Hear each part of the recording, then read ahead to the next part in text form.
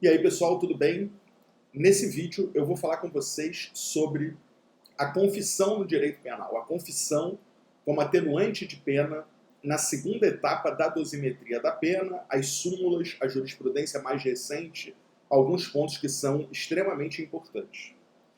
Eu sou o professor Felipe Novaes, sou professor de Direito Penal e de Processo Penal. Você está aqui no meu canal do YouTube, aproveita, se inscreve aqui no canal se você ainda não é inscrito, para que você receba sempre notificação dos meus vídeos, dos meus posts. E esse vídeo, ele faz parte de um desafio de 30 vídeos diários. Eu pretendo ir além, pode ser que você esteja assistindo em outro momento. Os vídeos aqui no YouTube, eles se eternizam, mas esse vídeo ele faz parte desse desafio. Ele é o segundo vídeo de 30 dias seguidos de vídeos aqui no canal do YouTube. Então, se cadastra aqui embaixo, se inscreve, para que você receba notificações sempre que eu publicar, sempre que eu entrar com uma live ao vivo aqui, sempre que tiver algum conteúdo da minha parte aqui postado para vocês. Então, acho que é legal vocês se inscreverem. Também dá um like aqui, se puder, compartilhar nos grupos de WhatsApp de concurseiro, nos grupos de WhatsApp da sua faculdade, nos grupos de WhatsApp de pessoas que estão estudando Direito Penal. Eu vou ficar muito grato por você ajudar a divulgar esse trabalho gratuito que eu faço aqui. Vamos lá. Quando a gente fala em confissão no direito penal, a gente está falando de um ato praticado pelo réu, normalmente no seu interrogatório, seja em sede policial, seja em sede judiciária, durante o processo, no seu momento de autodefesa. O interrogatório é o momento de autodefesa, quando se dá a possibilidade de que o réu ou o investigado fale sobre aquilo que está sendo imputado a ele. Obviamente que ele tem direito ao silêncio, ele pode querer não falar, mas se ele falar, o interrogatório serve como uma técnica de defesa, de autodefesa, onde ele poderá explicar o que aconteceu, justificar o que aconteceu e assim por diante. Então o interrogatório é esse momento de autodefesa dentro do processo penal. E normalmente a confissão ocorre nesse momento. Isso não é necessário. O réu pode confessar em outros momentos do processo. O réu pode pedir por meio da defesa uma audiência para confissão, ele pode confessar quando da colaboração premiada, ele pode confessar quando do acordo de não persecução penal. A confissão é um requisito do acordo de não persecução penal, lá no artigo 28A do Código de Processo Penal. Então a confissão ela pode acontecer em diversos momentos processuais, em regra ela ocorre durante o interrogatório do réu. E para o direito penal, para o direito material, a confissão, quando válida, quando praticada de forma voluntária, ela atenua a pena na segunda fase da dosimetria da pena. Só para você lembrar, a dosimetria da pena é feita em 3 etapas. A primeira analisa as circunstâncias judiciais do artigo 59, o juiz parte da pena mínima abstrata do crime e fixa a chamada pena base. Então ele analisa as circunstâncias do artigo 59, está limitado nessa pena base a pena mínima e a pena máxima abstratas. Então dentro da pena mínima, dentro desse intervalo entre a pena mínima e a pena máxima, o juiz, com base nos elementos do 59, vai deslocar a pena para cima, fixando a chamada pena base. Se todas as circunstâncias do artigo 59 forem favoráveis, o juiz vai repetir na pena base a pena mínima, não vai elevar em nenhum patamar. Se tudo for contrário, ele pode, em tese, ir até a pena máxima, mas se indica que ele não faça isso, já que ele tem outras 2 etapas ainda para aumentar. Então não seria o ideal que o juiz, logo na primeira etapa, fosse para a pena máxima. Mas esse vídeo não é sobre dosimetria da pena, quem sabe até faça um nesses 30 dias, esse vídeo é sobre confissão. Segunda etapa da fixação da pena, o juiz dando continuidade, parte da pena base, que ele acabou de fixar, e fixa uma pena intermediária, uma pena que ainda não é a pena definitiva, ela não tem um nome dado pela lei, normalmente a gente chama de pena intermediária. E aqui é que ele analisa agravantes e atenuantes de pena. Então a reincidência como agravante, o motivo torpe como agravante, e também as atenuantes, a confissão como atenuante, o desconhecimento da lei como atenuante, são elementos que serão analisados aqui.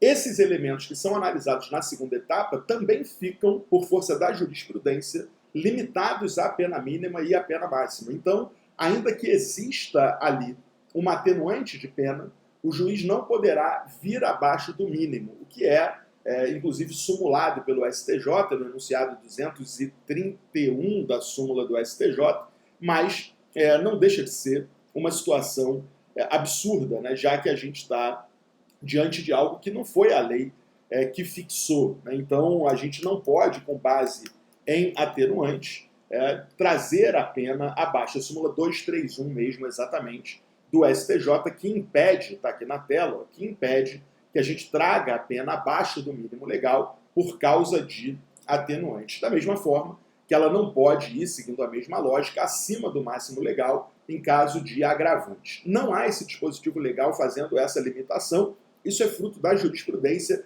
e é fruto de dispositivos legais anteriores, antigos à mudança da parte geral do Código Penal de 84, quando então havia previsões legais nesse sentido. Mas o fato é que continua, então você tem que tomar cuidado. Segunda etapa da dosimetria não pode vir abaixo do mínimo, nem pode ir acima do máximo. Né? É necessário permanecer dentro desses patamares, dentro desse intervalo na dosimetria da pena. Quando há atenuantes e agravantes, o juiz vai analisar aquela que prepondera. Isso está determinado pelo artigo 67 do Código Penal, dando preponderância àquelas agravantes ou atenuantes relacionadas à personalidade do réu, aos motivos do crime e à reincidência como agravante. Então, se existe reincidência como agravante e uma atenuante que não é preponderante, ele terá que agravar a pena. Se existe uma atenuante preponderante e uma agravante que não é preponderante, a pena terá que ser atenuada. Legal? Agora, se as duas são preponderantes ou as duas não são preponderantes, o juiz simplesmente zera a segunda fase da dosimetria. Então, de novo, entre agravantes e atenuantes, quando eu tenho uma agravante e uma atenuante, eu devo fazer uma análise de preponderância. Se ambas não são preponderantes, se equilibram. Se ambas forem preponderantes, também se equilibram. Fica zerada a segunda etapa. Agora, se a agravante prepondera sobre a atenuante, eu devo agravar a pena. Se a atenuante é quem prepondera sobre a agravante, eu devo, então, atenuar a pena. É necessário fazer essa análise. E o artigo 67, isso é importante para esse vídeo, determina que são preponderantes as circunstâncias relacionadas à personalidade, aos motivos do crime e à reincidência. Vejam, a confissão é uma atenuante preponderante. Esse é um entendimento que foi muito discutido na jurisprudência, mas os tribunais acabaram indo nesse sentido.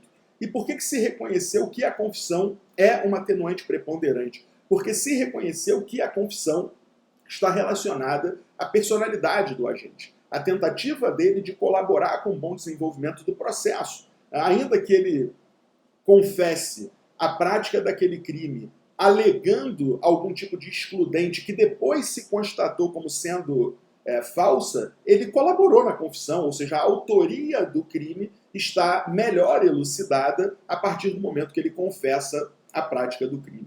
Então, a partir do instante em que há a confissão, se tem uma certeza, um grau de convicção formado no livre convencimento do juiz, mais claro quanto à autoria.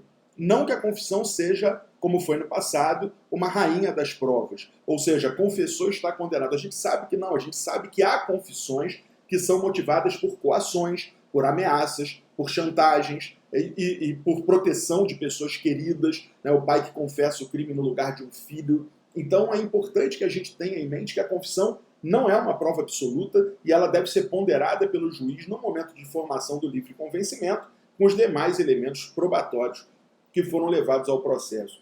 A gente sabe que há problemas ainda hoje de confissões obtidas mediante coação. É uma confissão que foi obtida mediante uma coação em sede policial, é uma confissão que foi obtida mediante uma negociação espúria de um acordo de não persecução penal ou de um acordo de colaboração premiada, situações que cada vez são menos presentes porque as instituições têm melhorado, as instituições têm conseguido trazer melhores profissionais e com isso se diminui problemas como corrupção, como torturas e etc., mas elas ainda existem e a gente não pode fingir que não. Então é importante que o juiz tenha em mente que diante de uma confissão é preciso ter cuidado é preciso analisá-la bem, é preciso verificar em que circunstâncias ela foi feita, se o advogado estava presente, se não estava, se foi em sede policial logo no momento da prisão ou não. Então é necessário, se ela foi ratificada em sede judicial ou retificada, então é necessária a análise de inúmeros elementos por parte do juiz para valorar a confissão no momento de condenar. Legal? Então, sempre lembrando, né, que o processo penal é um processo no sentido da condenação. As pessoas entram no processo penal inocentes. Então, a balança do processo penal ela não está equilibrada no começo do processo. Ela está desequilibrada, pesando mais para a absolvição, pesando mais para a inocência por causa da presunção de inocência constitucionalmente assegurada. É importante que se tenha isso em mente. Essa é a regra do jogo. Então, quando eu digo aqui que a confissão ela pode ser utilizada para condenar, o que eu estou dizendo é o que se produz dentro do processo penal são provas que autorizam a condenar. Né? A prova da inocência ela não precisa ser produzida, já que a balança pende no sentido da inocência. Óbvio que eu não estou dizendo que você não deva produzir. Deve, claro, você como advogado, você que está atuando na defesa, deve produzi-la. Mas é sempre importante ter em mente que se não há condenação definitiva, aquela pessoa é inocente. Ela entra no processo presumidamente inocente e essa presunção só se quebra por meio de uma condenação transitada em julgado, que se não houve, não há que se falar aqui em culpa, e sim em inocência. Legal? E que essa inocência é presumida, mas ela só se quebra, volto a dizer, com a condenação. E, portanto, se aquela pessoa não foi condenada definitivamente, se nesse meio do caminho houve alguma coisa que impediu aquela condenação, aquela pessoa tecnicamente, ela é juridicamente inocente. A inocência dela se consolida pela não condenação transitada em julgado, pela não condenação definitiva. Legal? Então é importante sempre que se diga isso, independente da motivação daquela não condenação. Mas voltando, então a confissão ela é atenuante da pena e será usada na segunda fase da dosimetria e ela é preponderante, porque ela está relacionada com a personalidade. Portanto, se eu tenho uma atenuante da confissão e uma agravante que não prepondera, é uma agravante não preponderante, é uma agravante relacionada, por exemplo, ao meio usado no crime, é uma agravante relacionada à idade da vítima, ou a uma circunstância da vítima, a vítima era uma mulher grávida. Enfim, se aquela agravante não é preponderante, só a atenuante é preponderante, o juiz deverá atenuar a pena. Por outro lado, que é muito comum, e é até uma estratégia de defesa muitas vezes, é verificar se há alguma agravante preponderante. Por exemplo, o clássico, né, a reincidência. Se aquele réu é reincidente, talvez valha a pena ele confessar o crime, se ele realmente praticou, para que a confissão se equilibre com a reincidência e a pena não seja agravada na segunda etapa da dosimetria. Já que ambas são preponderantes, a reincidência prepondera e a confissão também, então teria um equilíbrio na segunda fase da dosimetria e esse equilíbrio faria com que a pena permanecesse, então, num patamar que já veio da primeira etapa, né? Já mantendo a pena base nessa segunda fase da dosimetria. Então é uma estratégia, muitas vezes, orientar o cliente a confessar. Olha, confessa, porque você é reincidente, você realmente praticou o crime, as provas dos autos se inclinam nesse sentido, então é melhor você confessar, porque assim a gente vai ganhar na dosimetria da pena a possibilidade de zerar a reincidência. Então a sua pena não será agravada, porque haverá um equilíbrio entre duas circunstâncias preponderantes nessa segunda fase da dosimetria. E aqui, né, é importante ressaltar que o Superior Tribunal de Justiça tem alguns enunciados de súmula sobre a confissão. O mais importante deles, vou colocar aqui na tela, o 545, né, que dispõe que quando a confissão for utilizada para a formação do convencimento do julgador, o réu fará jus à atenuante da pena. Então não importa, é a súmula 545, né, não importa se o réu confessou o crime para alegar uma excludente, se o réu confessou o crime tentando imputar uma coautoria a alguém e que depois se descobriu falsa, se o réu confessou o crime para tentar alegar uma coação que depois se descobriu falsa, uma legítima defesa, um estado de necessidade, ou seja, não importa se a confissão é aquela que a doutrina no passado denominava de confissão qualificada, uma confissão que visava confessar a autoria do crime de um fato típico e muitas vezes uma excludente. Uma excludente de tipicidade, erro, uma excludente como a coação física, uma excludente de ilicitude, como a legítima defesa, o estado de necessidade e assim por diante. Ainda que durante o processo se descubra que isso era falso, que isso foi inventado pela defesa, que foi inventado pelo réu, e se chegue à conclusão pela condenação, se a confissão se prestou a convencer o juiz quanto à autoria do fato ser realmente daquela pessoa, ele fará jus à atenuante da confissão. Então, a atenuante é devida a ele. Agora, se esse elemento não foi utilizado, se a comprovação da autoria já vinha por outros meios e a confissão não serviu para a formação de convencimento, o juiz, então, não atenuará a pena com base na confissão, que eu, em particular, acho que é muito delicado, mas há decisões no Superior Tribunal de Justiça nesse sentido. Me parece delicado, né? Afinal de contas, o réu pode ter confessado querendo colaborar, ainda que já tivesse uma identificação anterior, a testemunha disse foi ele, né? O circuito de TV filmou ele lá, mas ele chegou ali e confessou espontaneamente, realmente eu fiz, eu tinha perdido a cabeça e tal, arrependido ou não, ele confessou. E se ele confessou, na minha opinião, ele faria jus a essa atenuante da pena, ainda que essa confissão não seja a confissão, a prova mais importante quanto à autoria, ainda que essa prova da autoria também se tenha chegado por outro campo. Agora, é importante, finalizando, destacar a súmula 630 do STJ. A súmula 630 trata de uma situação específica da lei de drogas, mas ela pode, sem dúvida nenhuma, ser estendida também para outros crimes, para outras situações. A incidência da atenuante da confissão espontânea no crime de tráfico ilícito de entorpecentes exige o reconhecimento da traficância pelo acusado, não bastando a mera admissão da posse ou da propriedade para uso próprio. O que está sendo dito aqui, né, pessoal? Que a confissão atenua a pena quando eu confesso o crime pelo qual estou sendo condenado. A confissão vai atenuar a pena de um tráfico de drogas se o réu confessa o tráfico de drogas. Realmente, olha, eu tinha ali 40 gramas de maconha e vendia essa maconha para os meus conhecidos. Ok, ele confessou o tráfico de drogas. Porque se ele diz que a maconha realmente estava na posse dele, ele realmente tinha os 40 gramas de maconha, mas era para consumo pessoal, ele não confessou o crime de tráfico de drogas. E se no desenrolar do processo existem elementos probatórios que convencem o juiz quanto à traficância, e não quanto ao uso, quanto à traficância de drogas, a confissão não foi quanto a este crime e, portanto, não haverá a atenuação da pena. Seria a mesma coisa que o réu, num processo por um crime de roubo, confessasse um furto. Não, eu não roubei, na verdade foi um furto, não tinha ninguém lá, essa pessoa está mentindo, eu não usei violência, eu não usei grave ameaça, eu só peguei o celular que estava em cima da mesa e corri. Quando, na verdade, se comprova depois por outros meios probatórios que ele apontou uma faca para a pessoa que estava sentada na mesa. Imagina, né? Um restaurante. O caso concreto que eu vi no dia, um restaurante, uma cadeira, uma mesa na varanda, um casal jantando ali, ou almoçando, não me lembro, e o celular em cima da mesa. Chegou uma pessoa, apontou uma faca para o casal, pegou o celular e levou. Crime de roubo, legal? Com arma branca.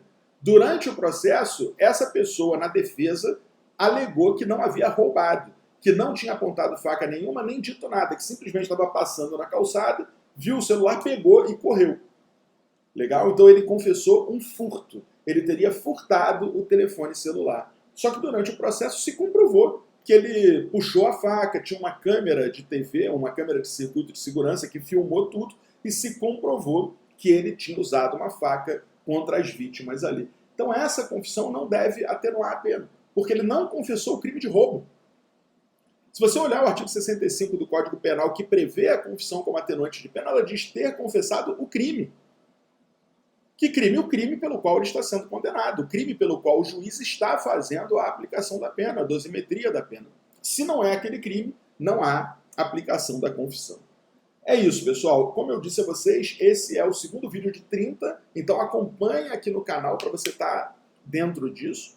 Eu vou colocar aqui embaixo um link para que você tenha acesso aos meus cursos, aos meus produtos. Se você quer estudar mais comigo, se você quer aprender direito penal de forma definitiva, com clareza, com detalhamento, com jurisprudência, com atualizações, eu acho que você deve entrar para os meus cursos e assim resolver os seus problemas com direito penal. Eu estou esperando por você nos vídeos aqui do YouTube, no vídeo de amanhã e tal, também no meu Instagram, se você não segue lá, me procura, professor Felipe Novaes, mas também dentro dos cursos pagos, os cursos onde eu dou todo o conteúdo, onde eu entrego tudo aquilo que eu venho estudando há 20 anos na preparação para concursos. Beleza? É isso. Estou esperando por você. Um abraço. Tchau, tchau.